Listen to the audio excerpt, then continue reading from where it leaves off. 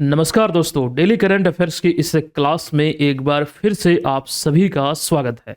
आज की क्लास में आप देखेंगे 8 जनवरी 2026 से संबंधित करंट अफेयर्स के प्रश्नों को, जिसमें बिहार राष्ट्रीय और अंतर्राष्ट्रीय खबरों का संपूर्ण संकलन होगा। आप सभी को मालूम है कि बिहार की प्रतियोगी परीक्षाओं पर यह सीरीज केंद्रित है, तो हमेशा की तरह तमाम जानकारी मैं आपको विस्तृत तौर पर देने वाला हूं। तो पूरे क्लास को ध्यानपूर्वक और धैर्यपूर्वक आपको देखना है और यहाँ से आपको बहुत सारी चीजें सीखने को मिलेगा। अगर आप पहली बार हमसे जुड़े हैं तो पहले से देख लीजिए, आप स्वतः ये डिसाइड कर पाएंगे ये सीरीज आपके लिए उपयोगी है या फिर नहीं। चलिए, पिछले क्लास में दोस्तों एक प्रश्न हमने आपसे पूछा था। पटना उच्च न्यायालय के जो वर्तमान में या फिर जो नए मुख्य न्यायाधीश नियुक्त हुए हैं, एक्चुअली ये प्रश्न है किन्हें नियुक्त किया गया है। तो संगम कुमार साहू को, जो अब तक उड़ीसा उच्च न्यायालय में थे, अभी हाल ही में पटना उच्च न्यायालय के 47वें मुख्य न्यायाधीश बने हैं। अब सवाल यहाँ पर एक यह भी है कि उन्होंने किनका स्थान लिया है।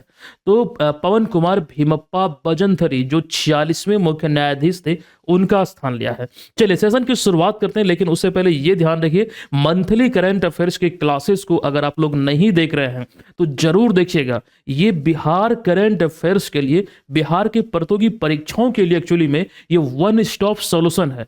समय निकाल के प्रत्येक महीने का ये क्लास जरूर देखिएगा। ये आप यहाँ पर देख रहे हैं, दिसंबर वाला आपको रिसेंटली हमने प्रोवाइड किया है, और पिछले साल भर जो इस क्लास में हमने रेगुलर आपको पढ़ाया है उसका एक कंप्लीट पीडीएफ, फुल्ली अपडेटेड, कुछ भी उसमें सुधार करने की जरूरत नहीं है। यही वाली वो पीडीएफ है, 152 पेज है, हिंदी भाषा में उपलब्ध है, रेडी टू प्रिंट है। आप लोग इसको डाउनलोड करके तैयारी को बेहतर बना सकते हैं। और ये ऐसा नहीं है कि पहली बार, इससे पहले 2025 में और 24 में, 23 में और 2022 में भी हमने आपको दिया था। तो ये मंथली संग्रह से जरूर देखिएगा, और जो हमारा अनुभव है इसका फायदा आप लोग उठाइएगा। जो प्रश्न बनेंगे वो यहीं से बनेंगे, लगभग खबरों को हमने इसमें एकदम कवर किया है, कुछ भी आपका नहीं छूटेगा। चलिए अब हम फाइनली सेशन की शुरुआत करते हैं पहले प्रश्न से। देखिए, अभी हाल ही में बिहार सरकार ने किस वन्यजीव अभयारण्य को राज्य का दूसरा टाइगर रिजर्व विकसित करने की स्वीकृति दे दी है। देखिए, कुछ समय पहले, मतलब कई सालों से ये खबरों में है, पिछले साल इसको केंद्र सरकार ने मंजूरी भी दिया था, लेकिन अभी हाल ही में जो अंतिम स्वीकृति है वो दे दिया गया है। तो ऐसे में राइट आंसर है कैमूर वन्यजीव अभयारण्य। ये अभी खबरों का विषय है, ध्यान रखिए। ये बिहार का दूसरा टाइगर रिजर्व होगा। वाल्मीकि नगर में जो वाल्मीकि नगर टाइगर रिजर्व है, यानी कि वीटीआर है, उसके बाद पहला और एकमात्र तो वही है, वाल्मीकि नगर टाइगर रिजर्व या फिर वाल्मीकि टाइगर रिजर्व। देखिए, वो सारी जानकारी यहां पर आपके बीच है कि बिहार सरकार ने हाल ही में कैमूर वन्यजीव अभयारण्य को राज्य के दूसरे टाइगर रिजर्व में विकसित करने की स्वीकृति प्रदान की है। अच्छा, साथ ही आपको यह ध्यान रखना है कि राष्ट्रीय बाघ संरक्षण प्राधिकरण ने कैमूर वन्यजीव अभयारण्य को टाइगर रिजर्व घोषित करने की सैद्धांतिक मंजूरी भी दे दिया। तो इन सारे, मतलब जो खास करके मंजूरी को लेकर तथ्य निकलकर सामने आए हैं, ये ध्यान रखिए। फाइनली बात यहां पर अब यह है कि दूसरा टाइगर रिजर्व बिहार को मिलने जा रहा है। कैमूर वन्यजीव अभयारण्य को विकसित किया जाएगा टाइगर रिजर्व के रूप में। अब यहां पर एक सवाल काफी इंपॉर्टेंट हो जाएगा। वास्तव में ये कैमूर वन्यजीव अभयारण्य कैमूर और रोहतास जिले में फैला हुआ है, और लगभग अगर हम बात करें इसके क्षेत्रफल की तो 1504 वर्ग किलोमीटर है, और इसके साथ ही ये बिहार का सबसे बड़ा वन्यजीव क्षेत्र है। लेकिन वहीं पर दूसरी ओर अगर आप ये बोलेंगे कि सर वाल्मीकि टाइगर रिजर्व की बात करें, इसका क्षेत्रफल कितना है, तो लगभग 1000 वर्ग किलोमीटर या फिर किलोमीटर स्क्वायर।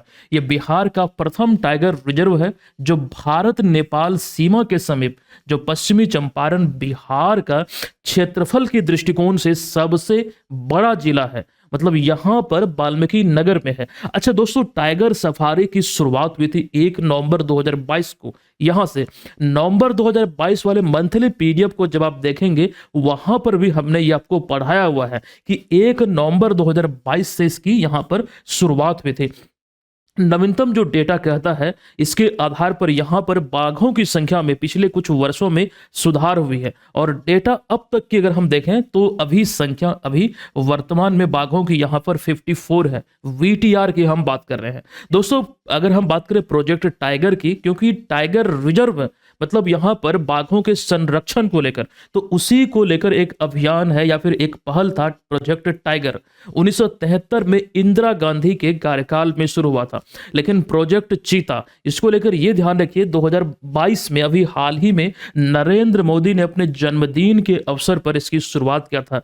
अब सवाल यहाँ पर एक और भी है, जैसे यहाँ पर हम चीतों की बात कर रहे हैं, तो भारत सरकार ने 1952 में भारत से चीतों को विलुप्त घोषित किया था। 2022 में चीते नामीबिया से मंगाए गए थे और इसी दौरान प्रोजेक्ट चीता की शुरुआत हुई थी। 2023 में दक्षिण अफ्रीका से चीता मंगाया गया और ये दूसरी बार था पिछले 52 वर्षों के इतिहास में जब भारत में चीतों को लाया गया था। अभी हाल ही में दिसंबर में मतलब 2025 में ये चीजें खबरों में रही थी और हमने पढ़ाया भी था। बोत्सवाना से 8 चीतों को भारत मंगाया गया। तो ये चीजें हमने डिटेल में आपको बतलाया है दोस्तों। यहाँ पर बाघों की बात हो रही है तो कई जानकारी यहाँ पर आपको हर हाल में याद रखना पड़ेगा। ये सारी चीजें आपके एग्जाम में पूछे जा सकते हैं, प्रबल संभावना, कुछ तो प्रश्न पूछे भी गए हैं। आइए एक एक करके हम तमाम चीजों को देखते हैं जो इंपॉर्टेंट है। चलिए सबसे पहले हम बात करेंगे, अभी टाइगर की बात हो रही है तो सबसे पहला पॉइंट देखिए, ये अभी हाल ही में एक खास करके रिपोर्ट आई है। इस रिपोर्ट की हम बात करते हैं। देखिए, नेशनल टाइगर कंजर्वेशन अथॉरिटी की ओर से जारी रिपोर्ट के अनुसार गुजरात एक बार फिर टाइगर स्टेट बन गया है। मतलब अर्थ यहां पर यह है कि गुजरात में अभी टाइगर की मौजूदगी की पुष्टि हुई है। अब इस वजह से खबरों में है, मतलब यहां पर देखिएगा गुजरात में 33 साल के बाद बाघों की मौजूदगी पाई गई है।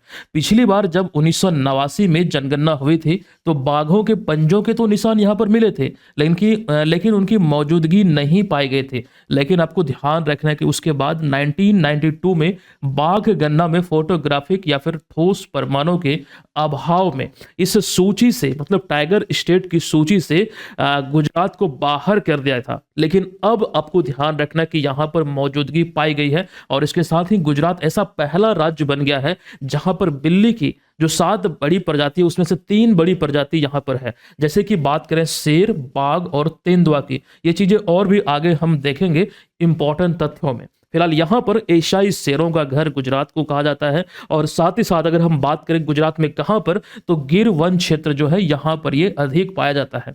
हालांकि सबसे अधिक बाघ जो है वो मध्य प्रदेश में पाए जाते हैं। ये तमाम चीजों को ध्यान रखिए। आइए कुछ चीजें और भी हम देख लेते हैं। जैसे बाघों की जो 7 बड़ी प्रजातियों की हम बात कर रहे थे, यहाँ पर देखिए बाघ, शेर, तेंदुआ, हिम तेंदुआ, चीता, जगुआर, प्यूमा, ये सभी को तस्वीर में आप यहाँ पर देख रहे हैं। इसको मतलब संरक्षण प्रदान करने को लेकर अभी हाल ही में बिग कैट अलायंस यानी कि इंटरनेशनल बिग कैट अलायंस की शुरुआत किया गया था। और वो चीजें आप यहाँ पर देख रहे हैं कब हुई थी, तो प्रोजेक्ट टाइगर जब 1973 में शुरू हुआ तो 9 अप्रैल 2023 को इसके 50 वर्ष पूरे होने के उपलक्ष्य में कर्नाटक के मैसूर में नरेंद्र मोदी द्वारा इसकी शुरुआत किया गया था। वही चीज तो यहाँ पर लिखी गई है। इसका उद्देश्य क्या था, तो बिल्ली की 7 बड़ी प्रजाति को संरक्षण प्रदान करना। और ये सवाल देख लीजिए, एसएससी CHSL एग्जाम में 11 अगस्त 2023 को पूछा गया है।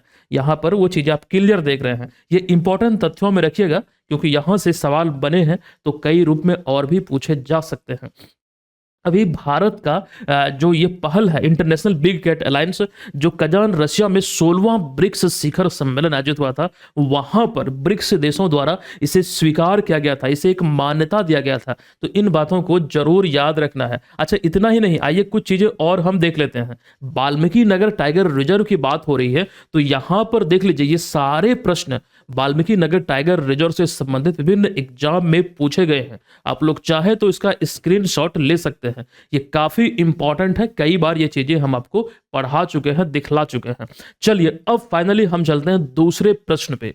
दूसरा प्रश्न है कि बिहार के मुख्यमंत्री नीतीश कुमार ने 6 जनवरी 2026 को राजेंद्र नगर पटना में बिहार के किस पूर्व उप मुख्यमंत्री की स्मृति में बनाए गए पार्क का उद्घाटन किया, जिसमें उनकी प्रतिमा का विधिवत अनावरण भी किया गया है। दोस्तों यहां पर राइट जो आंसर है यह है विकल्प नंबर बी यानी कि सुशील कुमार मोदी, जो कि बिहार में बीजेपी का एक बड़ा चेहरा थे, पूर्व उप मुख्यमंत्री थे। तो ऐसे में यहां पर ये ध्यान रखना, यही इसका राइट आंसर है। 2024 में कैंसर की वजह से इनका निधन हुआ था। अब यहां से कुछ सवाल ऐसे हैं जो इंपॉर्टेंट है, पूछे जा सकते हैं। सर्वाधिक बार बजट बिहार में इन्होंने ही पेश किया है, एक तो ये पॉइंट है, इनको लेकर ये ध्यान रखिए। दूसरी बात अगर हम करें फिलहाल करंट अफेयर्स में, तो 2025 में 139 महान हस्ती को पद्म पुरस्कार मिला था। पद्म पुरस्कार मतलब यहां पर इसमें 3 पुरस्कार होते हैं। एक तो हुआ पद्म विभूषण, पद्म भूषण और पद्मश्री। ये 3 पुरस्कार इसमें होते हैं। 139 महान हस्ती को दिया गया। और इसी में आप देखेंगे कि यहां पर बिहार को जो पुरस्कार मिले हैं, जैसे कि पद्म विभूषण की बात करें तो बिहार कोकिला शारदा सिन्हा, जबकि वहीं पर पद्म भूषण की बात करेंगे तो पद्म भूषण सुशील कुमार मोदी, दोनों को मरणोपरांत मिला। और यहां पर आप देख सकते हैं, और किस लिए मिला है वो चीजें हमने लिखा भी है।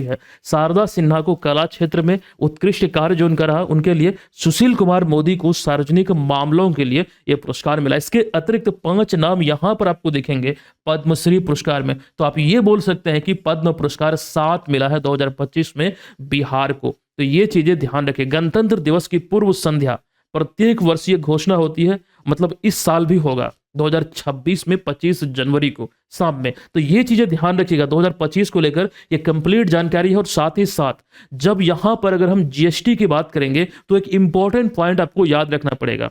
भारत में जब जीएसटी लागू हुई थी, उससे मतलब लागू होने से पहले आपको ये ध्यान रखना है कि जो राज्यों का जो वित्त मंत्री होते हैं उनके मतलब समूह का मतलब एम्पावर्ड कमेटी जो होती है उसका अध्यक्ष इन्हें बनाया गया था। मतलब वो सुशील कुमार मोदी उस समय वैसे देशों के दौरे पर थे जहां पर जीएसटी लागू थी, और ये वर्ष था 12-13। इस वर्ष इन्हें राज्यों के मतलब वित्त मंत्रियों की एम्पावर्ड कमेटी का सदस्य लेवल के अध्यक्ष बनाया गया था। अच्छा, भारत में जीएसटी कब लागू हुई थी वो कमेंट करके आप लोग बताइएगा। लेकिन फिलहाल हम आपको ये बता दें कि जीएसटी सर्वप्रथम फ्रांस में 1954 में लागू हुई थी। ये वर्ष 1954 वही वर्ष है जब पंचशील समझौता भारत और चाइना के मध्य हुआ था। और ये प्रश्न ऑलरेडी बीपीएससी एग्जाम में पूछा जा चुका है। अच्छा, बीपीएससी एग्जाम में पूछे गए प्रश्न की बात हो रही है तो प्रीवियस वर्षों में से भी ध्यान रखिए, 70वीं बीपीएससी एग्जाम में यहां से प्रश्न पूछा जा चुका है। बिहार ने ग्रीन बजट कब पेश किया था? 70वीं बीपीएससी एग्जाम में यह प्रश्न पूछा गया 2020 में। यहां पर देखिए वित्त वर्ष 2021 में अपना पहला ग्रीन बजट पेश किया था। वही चीजें यहां पर दर्शाई गई है और ये हमने आपको पढ़ाया था। 70वीं बीपीएससी एग्जाम में 38 प्रश्न करंट अफेयर्स के थे, जिसमें से 35 प्रश्न डायरेक्टली हमारा पढ़ाया हुआ था। और जब बात करें बिहार स्पेशल करंट अफेयर्स की तो 11 प्रश्न थे। 11 में से 10 हमने प्रत्यक्ष तौर पर आपको पढ़ाया था, उसका मान भी आपको दिया। और अगर आपको चाहिए तो एप्लीकेशन पे जाइए, एप्लीकेशन पे एक फ्री नोट्स करके सेक्शन है, वहां से निःशुल्क पीडीएफ को डाउनलोड करके उसका प्रूफ आप देख सकते हैं कि कौन से क्लास में हमने आपको पढ़ाया है। तो वो चीजें वहां पर आपको देखने को मिलेगा, कौन सा दिन और क्लास नंबर कितना। तो वो चीजों के माध्यम से आप यूट्यूब पर भी आकर वेरीफाई कर सकते हैं, अन्यथा पीडीएफ में भी वो चीजें आपको मिल जाती है जो हम डेली मंथली आपको दे रहे हैं। चलिए अब फाइनली आते हैं तीसरे प्रश्न पे। देखिए 4 जनवरी 2026 को नई दिल्ली में केंद्रीय कृषि एवं किसान कल्याण मंत्री शिवराज सिंह चौहान द्वारा कितनी फसलों की कितनी नई किस्में जारी हुई है? तो इसमें अगर हम फसलों की बात करें तो 25 फसलों की 184 किस्में जारी की गई है, राष्ट्र को समर्पित किया गया है। दोस्तों यहां पर वही जानकारी आपके बीच है कि 25 फसलों की 184 किस्में अभी हाल ही में शिवराज सिंह चौहान द्वारा जारी किया गया है। अब ये ध्यान रखिएगा, इसमें धान की 60 किस्में, मक्का की 50, तिलहन की 13 किस्में शामिल हैं। इसमें दलहन, तिलहन, गन्ना, कपास ये सभी है। और ये जो नई किस्में हैं इससे अधिक तो उपज होगी ही होगी। ये किस्में ना सिर्फ अधिक उपज देगी बल्कि बदलती जलवायु को भी झेल सकता है। जो क्लाइमेट चेंज हो रहा है समय के साथ, ये बदल रही है, तो उसके अनुरूप ये तैयार किया गया है। तो वो क्षमता है कि जलवायु के थपेड़ों को भी ये झेल सकता है, इस बात को ध्यान रखिए। अब यहां पर एक चीज और देखिए, बीजों को लेकर या फिर बीजों की गैजेट नोटिफिकेशन प्रक्रिया 1969 में शुरू हुई थी और 1969 से 2014 पिछले 45 वर्षों में 3969 फसल प्रजातियों को मंजूरी मिली है या फिर मंजूर हुई है। मतलब यहां पर मतलब खास करके राष्ट्र को समर्पित किया गया है। और ये डेटा हमने अपनी ओर से नहीं नहीं रखा, बल्कि यहाँ पर जब ये जारी हुआ था तो इस दौरान शिवराज सिंह चौहान द्वारा जो बातें कही गई है उस आधार पर यहाँ पर रखी गई है। और पिछले अगर हम 11-12 वर्षों की बात करें तो कुल इतनी फसल प्रजातियों को मंजूरी मिली है। तो ये चीजें आप ध्यान रखिएगा और ये इंपॉर्टेंट होते हैं। पिछली बार भी नरेंद्र मोदी ने कुछ फसलों को राष्ट्र को समर्पित किया था कुछ समय पहले, आई थिंक 1 साल हो रहा, जानकारी हमने आपको दिया था। तो ये तमाम बातें ध्यान रखिए, इसमें कितनी फसलें धान की है, मक्का, तिलहन और ये सभी चीजें यहाँ पर आप देख सकते हैं। अच्छा, एक प्रश्न, बीटी कपास जो है ये कपास की ही एक प्रकार के आप बोल सकते हैं फसल है, मतलब कपास ही एक प्रकार का। इसका 24 किस्म है जिसमें कि 22 बीटी कपास है, ये जारी हुआ है। जिसमें गन्ना में 6 किस्में हैं, चारा फसल में 11 किस्में हैं। ये सभी को अभी हाल ही में राष्ट्र को समर्पित किया गया। क्लियर है। अब आइए अगले पॉइंट पे। दोस्तों, कृषि की बात हो रही है तो अभी हाल ही में कुछ चीजें जो हमने पढ़ा है आपको एकदम फास्ट वे में, उसका हम रिवीजन कर लेते हैं। आनंद कुमार ठाकुर, जिन्हें आप यहां पर देख रहे हैं, अभी हाल ही में आपको ध्यान रखना, जो कि मुजफ्फरपुर के पटसारा के रहने वाले हैं, बिहार मतलब मुजफ्फरपुर पटसारा के रहने वाले हैं। 2025 में farmer of the year awards के लिए इन्हें चुना गया है और इन्हें सम्मानित किया गया। तो ये चीज ध्यान रखिएगा। अभी वर्तमान में अगर हम बात करें, जो केंद्रीय कृषि मंत्री है वो शिवराज सिंह चौहान है, लेकिन बिहार के संदर्भ में बिहार के कृषि मंत्री कौन है? तो राम कृपाल यादव हैं। वो चीजें आप यहां पर भी देख रहे हैं। देखिए यहां पर लिखा भी गया है, कृषि की बात हो रही है तो बिहार सरकार देश का मतलब पहला, या फिर बिहार ने देश का पहला डिजिटल कृषि निदेशालय स्थापित किया है। इसको मंजूरी दिया गया था। उस समय बिहार के कृषि मंत्री थे, कौन थे? तो विजय कुमार सिन्हा थे। ये चीज ध्यान आपको रखना है। अच्छा, विजय कुमार सिन्हा अभी कौन से मंत्री हैं? तो भूमि सुधार, भूतत्व या खान मंत्री, इस प्रकार के विभाग का पदभार इन्हें मिला हुआ है। तो ये चीज ध्यान रखें, नई मंत्रिमंडल में चीज आपको ध्यान रखना पड़ेगा। अभी जो हम बात कर रहे हैं कृषि की, तो बिहार को 5 बार कृषि कर्मण पुरस्कार मिला है और वो कब कब मिला है वो चीजों का वर्णन हमने कर दिया है। चलिए अब हम चलते हैं अगले प्रश्न पे, लेकिन उससे पहले करंट अफेयर्स का ये बैच अगर दोस्तों आप लोग अभी तक नहीं ले पाए हैं तो जरूर ले लीजिएगा। ये करंट अफेयर्स का विजेता बैच है। कंप्लीट कवरेज यहाँ पर करंट अफेयर्स की आपको मिलती है। आपको यहाँ पर क्लासेस मिलते हैं, daily notes, monthly notes, yearly notes और तमाम जो आपको उपलब्ध कराए जाते हैं कंटेंट, उन सभी का क्विज और ऑनलाइन टेस्ट भी मिलता है। मतलब करंट अफेयर्स की प्रिपरेशन को लेकर आपको भटकने की जरूरत नहीं है। एक स्ट्रक्चर वे में आप इस कोर्स के माध्यम से प्रिपरेशन कर सकते हैं। अभी इसमें एक ऑफर है, जो कूपन कोड आप देख रहे हैं, इसमें न्यू के बाद 25 लगा दीजिएगा, न्यू 25। तो कूपन कोड न्यू 25 जैसे ही आपका अप्लाई होगा, यहां पर आपको फ्लैट 25% का डिस्काउंट मिल जाएगा। समझ रहे हैं? तो यहां पर आप इसका लाभ उठा पाएंगे। और ये तमाम चीजें, अभी जो रिसेंटली एक ईयरली पीडीएफ लॉन्च हुआ है वो भी आपको मिल जाएगा। इस कोर्स को लेने के बाद आपको अलग से कुछ नहीं लेना है। चलिए अब आइए अगला प्रश्न, एक और ये भी कृषि से ही संबंधित है। तो ये प्रश्न है कि भारत हाल ही में किस देश को पीछे छोड़कर दुनिया का सबसे बड़ा चावल उत्पादक देश बन गया है, जो भारत की कृषि उत्पादन क्षमता और नई किस्मों की खेती में तेजी को दर्शाती है। देखिए, चावल उत्पादन में अगर आप देखेंगे, सबसे बड़ा उत्पादक देश बनकर अभी उभरा है भारत। और किसे छोड़ते हुए? किस देश को? तो चाइना को छोड़ते हुए। कई मामलों में चाइना को पीछे छोड़ चुकी है भारत। आप ये चीज ध्यान रखिए, विकल्प नंबर सी यहाँ पर इसका राइट आंसर है। जैसे जनसंख्या में तो पहले ही छोड़ चुकी है, और भी कई सारे चीजों में चाइना को पीछे छोड़ते हुए नजर आ रही है। और यहाँ पर अब हम चलते हैं फिलहाल अगले प्रश्न पे। अगला प्रश्न 5वां है, केरल साहित्य महोत्सव यानी कि KLF 2026 में निम्नलिखित में से किन्हें गेस्ट ऑफ ऑनर के रूप में आमंत्रित किया गया है? तो राइट आंसर है सुनीता विलियम्स। विकल्प नंबर ए इस प्रश्न का राइट आंसर हो जाएगा। भारतीय मूल की है, इनके पिताजी गुजरात के रहने वाले, यहां पर हमने लिखा भी है कि यहाँ सुनीता विलियम्स के पिता मूल रूप से अहमदाबाद गुजरात के रहने वाले हैं। दोस्तों, नासा की अंतरिक्ष यात्री है सुनीता विलियम्स। ये नाम से आप लोग बखूबी परिचित होंगे। इन्हें आप यहाँ पर तस्वीर में देख रहे हैं। अभी हाल ही में इन्हें केरल साहित्य महोत्सव 2026 में जो आयोजित होना है, इसके लिए गेस्ट ऑफ ऑनर यानी कि अतिथि सम्मान के रूप में इन्हें आमंत्रित किया गया है। लेकिन साथ ही आपको यह भी ध्यान रखना है कि इस सम्मेलन के लिए या फिर इस महोत्सव के लिए जर्मनी को अतिथि देश यानी कि गेस्ट नेशन के रूप में घोषित किया गया है। अब ये महोत्सव कब आयोजित होगा? तो 22 से लेकर 25 जनवरी 2026 तक। और कहां पर?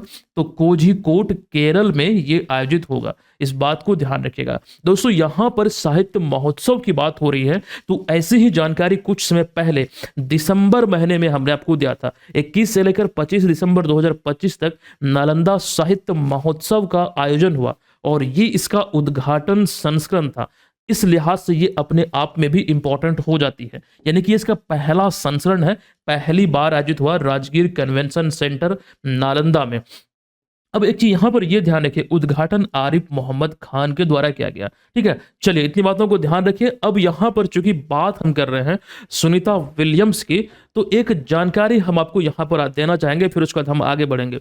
दोस्तों सुनीता विलियम्स को लेकर जो खास करके बोइंग स्टार लाइनर, जो एक विमान के माध्यम से 3-4 लोग जो अंतरिक्ष यात्री गए थे पिछले साल, वो 8 से 9 दिन का मिशन था, लेकिन उसमें तकनीकी खराबी आ गई थी, जिसके बाद वो मिशन 9 महीने का हो गया। और ये तीसरी बार था जब सुनीता विलियम्स अंतरिक्ष की सफर की थी। इस बात को ध्यान रखिए, तमाम चीजें इंपॉर्टेंट है, हमने समय समय पर जानकारी स्वरूप आपको पढ़ाया है।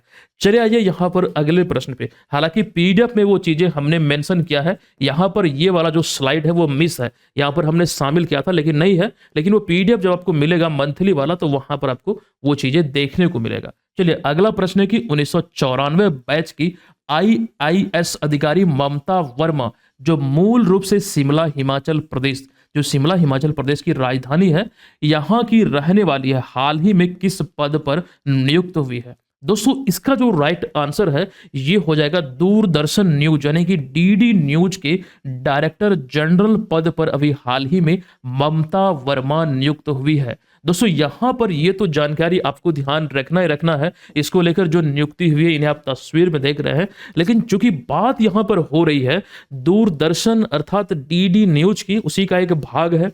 अब यहां पर इसको लेकर मुझे एक जानकारी ध्यान आ रहा है, ये चीजें हमने आपको पढ़ाया था अप्रैल 2024 में, मंथली पीडीएफ में देखेंगे तो आपको दिखेगा। देखिए भारत सरकार के स्वामित्व वाले जो खास करके प्रसार भारती है, इसके दूरदर्शन के समाचार चैनल, मतलब प्रसार भारती ने दूरदर्शन के समाचार चैनल डीडी न्यूज के लोगो का जो रंग है वो लाल रंग से बदलकर भगवा किया था, जो आप यहां पर देख रहे हैं। अब इसको समझिएगा, भारत सरकार के अधीन है प्रसार भारती। प्रसार भारती ने दूरदर्शन का मतलब जो समाचार चैनल, दूरदर्शन में तो कई सारे चैनल है ना, डीडी किसान, डीडी न्यूज और भी बहुत सारे हैं, मुझे ध्यान में नहीं आ रहा है, तो उसी में एक डीडी न्यूज है, इसका लोगो का जो रंग है वो लाल रंग से वो भगवा किया गया था। दोस्तों डीडी न्यूज की शुरुआत कब हुई थी? तो 3 नवंबर 2003 को डीडी मेट्रो चैनल के स्थान पर भी थी। लेकिन वही दूसरी ओर अगर हम दूरदर्शन की बात करें तो दूरदर्शन शुरुआत में, अच्छा यहां पर हमने दूरदर्शन की शुरुआत को लेकर नहीं लिखा है, ये कब हुआ था ये आप लोग बताइएगा, मुझे भी नहीं मालूम है। तो दूरदर्शन का जो प्रसारण होता था सप्ताह में सिर्फ 3 दिन और वो आधा आधा घंटे के लिए होता था, लेकिन बाद में मतलब जब उस समय जब ये ऐसा होता था तो इसको टेलीविजन इंडिया के नाम दिया गया था, लेकिन बाद में 1975 से दूरदर्शन इसे नाम दिया गया। अच्छा आप लोग बताइएगा कि दूरदर्शन की जो शुरुआत है वो कब हुई थी? ये चीजें अभी फिलहाल मुझे नहीं मालूम है, कमेंट बॉक्स में लिखिएगा। आप सभी लोग देखते हैं कितने लोग लिखते हैं। चलिए फिलहाल यहां पर इतनी जानकारी ध्यान रखिए, ये इंपॉर्टेंट है क्योंकि ये खबरों में है तो ये लोगों से संबंधित जानकारी आपसे पूछा जा सकता है। अगला प्रश्न है, जस्टिस मोहम्मद मुश्ताक को हाल ही में किस उच्च न्यायालय का मुख्य न्यायाधीश नियुक्त किया गया है? देखिए राइट आंसर है सिक्किम उच्च न्यायालय। जैसे अभी हाल ही में हमने आपको जानकारी दिया था कल वाले क्लास में कि पटना उच्च न्यायालय के मुख्य न्यायाधीश कौन बने हैं? तो संगम कुमार साहू, जो 47वें मुख्य न्यायाधीश हैं।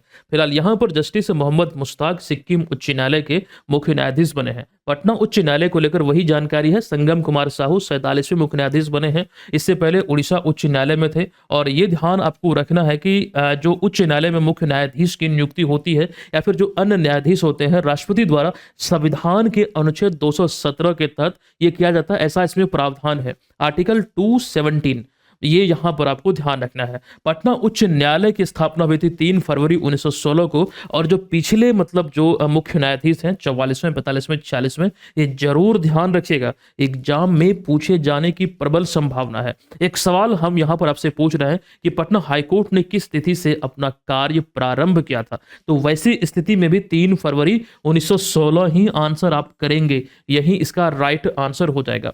दोस्तों आगे बढ़िए, आते हैं अगले प्रश्न पे। खेलो इंडिया बीच गेम, खेलो इंडिया कार्यक्रम की जो शुरुआत हुई थी वो 2017 में हुई थी, और इसी के तहत कई सारे खेल इवेंट हैं, जैसे उसमें एक है खेलो इंडिया बीच गेम्स 2026, ये इसका दूसरा संस्करण है। आयोजन हाल ही में कहां और कब किया गया है? देखिए राइट जो आंसर है यह है विकल्प नंबर बी, घोघला बीच, दमन और दीव। 5 तारीख को इसकी शुरुआत हुई है, 10 जनवरी 2026 तक इसका आयोजन होना है, मतलब ये इसकी आयोजन तिथि है। अब यहाँ पर ये इसका दूसरा संस्करण है, तमाम जानकारी इसको लेकर यहाँ पर आपके बीच है, आयोजन कब और कहाँ। और इसमें एक इंपॉर्टेंट पॉइंट है इसका, शुभंकर, जो शुभंकर का नाम है पर्ल, जो एक खुश मिजाज और ऊर्जावान डॉल्फिन है, जो आप यहाँ पर देख सकते हैं, ये इसका खेलो इंडिया बीच गेम्स का शुभंकर है। अच्छा दोस्तों, इसका पहला जो संस्करण था, आपको ये ध्यान रखना है, 19 से 24 मई 2025 को आयोजित हुआ था दमन और दीव में, ये पहला संस्करण था। हालांकि एक बात ये आपको ध्यान रखना है कि खेलो इंडिया बीच गेम्स भारत का एक राष्ट्रीय स्तर का बहु खेल आयोजन है, शुरुआत 2025, और वही तो हम आपको यहां बतला रहे थे, ये इसका उद्घाटन संस्करण। और खेलो इंडिया कार्यक्रम जो मूल कार्यक्रम है जिसके तहत ये सारे गेम्स होते हैं, इसकी शुरुआत 2017 में हुई थी। देखिए खेलो इंडिया कार्यक्रम के तहत खेलो इंडिया यूनिवर्सिटी गेम, खेलो इंडिया स्कूल गेम, खेलो इंडिया बीच गेम्स, खेलो इंडिया यूथ गेम्स, कई सारे खेल इवेंट आयोजित होते हैं।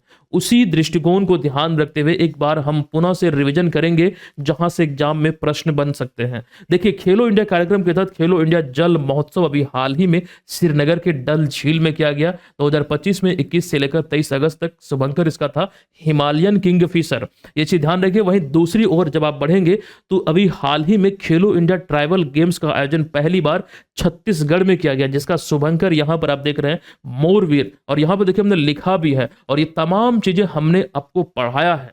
एक्चुअली इसको मेजबानी मिली है, आयोजन होना है, और ये पहली बार होगा जो छत्तीसगढ़ इसकी मेजबानी करेगा 2026 में। यहां पर देखिए पहला राज्य बनेगा, शुरुआत होगी 14 फरवरी 2026 से, और आगे हमने लिखा है 7वां संस्करण खेलो इंडिया यूथ गेम्स का, ये बिहार की मेजबानी में आयोजित हुआ 4 से 15 मई 2025 तक। और दोस्तों ये इतना इंपॉर्टेंट है, इसका शुभंकर देख लीजिए गज सिंह है, जो यहाँ पर आपको दिख रहा है, हाथी और खास करके सिंह से ये प्रेरित है, जो पाल वंश के अभिलेखीय विरासत से लिया गया है। ये तो इंपॉर्टेंट है ही, इसमें पदक सूची में देखेंगे तो महाराष्ट्र, हरियाणा, राजस्थान क्रमशः 3 स्थान पर रहा, प्रथम शीर्ष पर, और 36 पदक के साथ बिहार 15वें स्थान पर रहा। और बिहार ने जो सारे पदक जीते, कंप्लीट इंफॉर्मेशन यहां पर देख रहे हैं। और साथ ही साथ ये ध्यान रखेगा, यहां से आपके ऑलरेडी एग्जाम में बीपीएससी फील्ड असिस्टेंट एग्जाम में प्रश्न पूछा जा चुका है। दोस्तों खेलो इंडिया यूथ गेम्स को लेकर आप में से किसी ने कमेंट किया था कि सर अभी हाल ही में जो ग्रुप डी वाला एग्जाम होता है वहां पर भी ये प्रश्न पूछा गया है। तो ये तमाम चीजें इंपॉर्टेंट है, पूछे जाएंगे, सवाल तो यहीं से बनेंगे ना, जब प्रिपरेशन होगी आपकी अच्छी तो एकदम मजा भी आएगा। तो ध्यान रखिएगा, सवाल यहां से ऑलरेडी 2 बार पूछे जा चुके हैं। और साथ ही साथ बिहार को एक बड़ी मेजबानी अभी हाल ही मिली है, वो चीजें भी हम आपको बतलाएंगे। लेकिन उससे पहले खेलो इंडिया यूनिवर्सिटी गेम्स अभी हाल ही में राजस्थान की मेजबानी में आयोजित होगा, मतलब हुआ, ये इसका 5वां संस्करण था। और शीर्ष विश्वविद्यालय की सूची को आप यहां पर देख रहे हैं, शुभंकर इसका था खम्मा और घनी, जो आप यहां पर देख रहे हैं। और कंप्लीट जो जानकारी है खेलो इंडिया यूनिवर्सिटी गेम्स का 5वां संस्करण का, वो यहां पर दिया गया है। और बिहार को एक बड़ी उपलब्धि 4थे संस्करण में मिला था, ललित नारायण मिथिला विश्वविद्यालय की जो कबड्डी टीम है ये 115वें स्थान पर रही थी, एक बड़ी बात है। और उसके बाद बिहार को एक बड़ा आयोजन मिला 2028 में नेशनल यूथ गेम्स का, बिहार की मेजबानी में यह आयोजित होगा, और पूरे भारत में पहली बार होगा जब इसका आयोजन होना है। तो ये चीजें यहां पर आपको ध्यान रखना है, हम कई बार आपको पढ़ा चुके, लेकिन फिर भी रिवीजन आपका हम करवाते जा रहे हैं ताकि मजा आए चीजों को, जब आप पढ़ें तो चीजें एक दूसरे से कनेक्टेड रहे। अच्छा खेल की बात हो रही है तो वर्तमान में बिहार के खेल मंत्री कौन है? श्रेयसी सिंह है। अब तक कौन थे, मतलब नवंबर तक की बात करें तो थे सुरेंद्र मेहता, अब श्रेयसी सिंह है। चलिए आइए अगले प्रश्न में, तमिलनाडु में पोंगल के दौरान खेले जाने वाले पारंपरिक खेल जली कट्टू किसके लिए जाना जाता है? दरअसल यहाँ पर जब आप विकल्पों को देखेंगे तो करेक्ट आंसर होगा विकल्प नंबर बी, यानी कि सांडो यानी कि या फिर बैलों से इंसानों की लड़ाई। बेसिकली ये इसी प्रकार से आप यहाँ पर विकल्पों के आधार पर इसको चुन सकते हैं। अब आइए बेसिकली ये है क्या? देखिए, तमिलनाडु में जो पोंगल का त्योहार होता है, ये नव वर्ष की शुरुआत का प्रतीक माना जाता है और यहाँ पर इस दौरान जल्लीकट्टू ग्रामीण इलाकों में खेला जाने वाला या फिर आयोजित किया जाने वाला एक प्रकार का पारंपरिक खेल है, जो हर साल होता है वार्षिक आयोजन के रूप में, जिसमें सांडों या फिर बैलों से इंसानों की लड़ाई की जाती है, होती नहीं बल्कि कराई जाती है। मतलब यहाँ पर पारंपरिक खेल स्वरूप, और स्थानीय लोग इसे, आपको ध्यान रखना है, इरुथा झोवुथल भी कहते हैं, जो कि तमिलनाडु के गौरव और संस्कृति का प्रतीक है। मतलब स्थानीय लोग मतलब इस नाम से भी संबोधित करते हैं, एक अन्य नाम से। तमिलनाडु में इसके अतिरिक्त, जल्लीकट्टू के अतिरिक्त थिपुसा महोत्सव और कई सारे हैं, थिरुवयारू महोत्सव, कीर्तिगई दीपम, पोंगल महोत्सव, चित्री रॉय महोत्सव, ये सभी आयोजित होते हैं यहाँ पर। दोस्तों, एक अति महत्वपूर्ण जानकारी इस तरह से देखिए, ये चीजें तो इंपॉर्टेंट है। एक जानकारी हमने जुलाई 2024 में दिया था कि कोलंबिया में सांडों की लड़ाई पर प्रतिबंध लगाया गया है, जो प्रतिबंध 2027 से पूर्ण रूप से लागू हो जाएगा। देखिए, ये चीजें अभी थोड़ी देर पहले एक और जानकारी जो लोगों से संबंधित था, डीडी न्यूज का, जब वो चीजें खबरों में रहती है तो मेरे माइंड में क्लिक करता है, अच्छा ये चीजें हमने आपको पढ़ाया है और ये चीजें हम पुनः से आपके बीच रखते हैं, क्योंकि पैटर्न अभी का समय में वही है कि जो चीजें 1-2 साल पिछले खबरों में रहे हैं, वहां से भी रिलेट करके प्रश्न पूछे जा रहे हैं। तो प्रिपरेशन की जो जिम्मेदारी है वो आप हम पे सौंप दीजिए, उसका टेंशन मत लीजिए। क्या सही है आपके लिए, क्या गलत है, वो चीजें हम आपको दे ही रहे हैं। बस आप फोकस कीजिए कि कैसे उसे याद रखना है। तो इस दिशा में इस तरह से चीजों को ध्यान रखिएगा और बना बनाया नोट्स हूबहू जैसा आप यहाँ पर देख रहे हैं, प्रिंटेबल फॉर्म में आप एप्लीकेशन से जरूर प्राप्त कीजिएगा। जो लोग लिए हुए हैं, यहाँ पर देखिए, प्रिपरेशन आप कर रहे हैं, किसी बड़े एग्जाम की तैयारी में लगे हैं, तो 100-200 रुपया खर्च करने से बिल्कुल मत डरिए, बिल्कुल नहीं। ये आपकी जिंदगी को संवार रहा है, आप एक अच्छा काम में लगा रहे हैं। खाने पीने में चौक चौराहे पर 100-200 रुपया, 400 रुपया आपका खत्म हो रहा है, लेकिन यहाँ पर पूरे साल का मेहनत है, ये आपका पूरी जिंदगी को आपको संवारेगा। तो उसके लिए मतलब उस तरह से प्रिपेयर रहिए। अगर प्रिंट करने में कुछ रुपया लग रहा है तो लगाइए, ये चीजें आपके लिए ही है, आप दूसरे को नहीं दे रहे हैं। ये चीजों को ध्यान रखिएगा। अगला प्रश्न है कि 1994 बैच की आईएएस अधिकारी नंदिनी चक्रवर्ती अभी किस राज्य की पहली महिला मुख्य सचिव बनी है? दोस्तों, नंदिनी चक्रवर्ती अभी हाल ही में पश्चिम बंगाल की मुख्य सचिव बनी है। विकल्प नंबर ए इसका राइट आंसर है। आप इन्हें यहां पर तस्वीर में देख रहे हैं, ये पहली बार है जब, आपको ध्यान रखना है, पश्चिम बंगाल में महिला मुख्य सचिव बनी है कोई, नाम है नंदिनी चक्रवर्ती। और इसके साथ ही यहां पर आप देख रहे हैं कि राज्य प्रशासन में मुख्य सचिव की क्या भागीदारी रहती है, मतलब वो चीजों का वर्णन यहां पर हमने किया है, कई बार किया है। अब यहां वो देखिएगा, अभी वर्तमान में बिहार के जो मुख्य सचिव हैं ये कौन है? तो प्रत्यय अमृत है बिहार के मुख्य सचिव। उन्होंने किनका स्थान लिया? तो अमृत लाल मीणा का। और उन्होंने किनका लिया था? तो उन्होंने लिया था ब्रजेश मेहरोत्रा का स्थान। ये चीज ध्यान रखिएगा। अच्छा, इन सब के अतिरिक्त अभी हाल ही में एक और महिला मुख्य सचिव बनी है, अनु गर्ग, जो उड़ीसा की पहली महिला मुख्य सचिव बनने का इन्हें गौरव प्राप्त हुआ है। क्लियर है? अच्छा, अगर आपसे ये सवाल कोई पूछता है कि बिहार के पहले मुख्य सचिव कौन थे, तो एलपी सिंह थे, लल्लन प्रसाद सिंह। इस चीज को ध्यान रखिए, पहले मुख्य सचिव। चलिए अगले प्रश्न पे आइए। भारतीय सेना ने हाल ही में किस वर्ष को नेटवर्किंग और डेटा केंद्रता, यानी कि year of networking and data centricity का साल घोषित किया है, जिससे सैन्य संचालन में डिजिटल क्षमता और सूचना प्रबंधन को बढ़ावा देने का लक्ष्य रखा गया है? देखिए, कोई भी संस्था के द्वारा या फिर किसी के द्वारा भी किसी वर्ष को किसी रूप में चिन्हित किया जाता है तो वो अपने आप में एक इंपॉर्टेंट प्रश्न बन जाता है। जैसे यहां पर 2026 को घोषित किया गया है। साल 2026 को संयुक्त राष्ट्र ने महिलाओं का, मतलब कृषकों का, महिला कृषकों का वर्ष घोषित किया है। वर्ष 2026 को संयुक्त राष्ट्र ने महिला कृषकों का वर्ष घोषित किया है। ये चीजें हमने आपको पढ़ाया हुआ है, ये ध्यान रखिएगा। उसी रूप में यहाँ पर भारतीय सेना ने नेटवर्किंग और डेटा केंद्रता का, मतलब यहाँ पर ये साल घोषित किया है। तो विकल्प नंबर सी करेक्ट है और उस चीज का वर्णन यहाँ पर हमने कर दिया है। फिलहाल इसको स्किप कीजिए। चलिए, वही सारी चीजें यहाँ पर लिखी गई है। चलिए अगले प्रश्न पे कि भारत के पहले made in India universal multi calibre rocket launcher Suryastra के लिए भारतीय सेना ने किस देश के साथ समझौता किया है? ये समझौता अभी हाल ही में इजराइल के साथ किया गया है भारत सरकार के द्वारा। तो ये ध्यान रखिए, विकल्प नंबर बी करेक्ट है।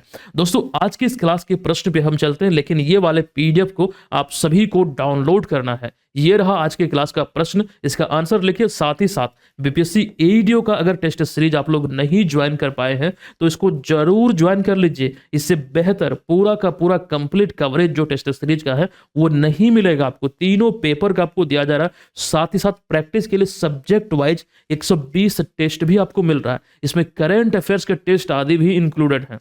तो तैयारी आपकी मजबूत होगी, तैयारी को आप घर बैठे परख पाएंगे कि किस स्तर पर आपकी तैयारी हुई है।